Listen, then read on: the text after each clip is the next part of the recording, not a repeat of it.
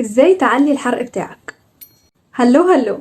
في الفيديو ده هقولك على شوية ستيبس كده، لو عملتهم الحرق بتاعك هيبتدي يزيد وهيبتدي يتظبط.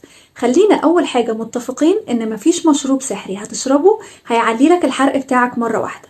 احنا محتاجين نمشي على ستيبس، اول ما نعملها الحرق بتاعنا واحدة واحدة هيبتدي ان هو يتظبط. اول ستيب محتاج ان انت تظبط مواعيد اكلك، ما ينفعش كل يوم تاكل في مواعيد مختلفة تماما عن بعضها.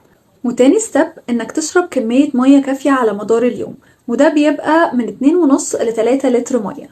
تالت ستيب محتاج ان انت تنام من 6 ل 8 ساعات يوميا، وان انت ما تسهرش كتير، لان انت كل ما بتسهر كل ما هرمون الكورتيزول بيبتدي ان هو يعلى في الجسم، وده بيأثر بشكل كبير قوي على الحرق بتاعك. اما بقى رابع ستيب فانت محتاج تزود الماسل تون بتاعتك، وده عن طريق ان انت تلعب رياضة معينة وتروح الجيم.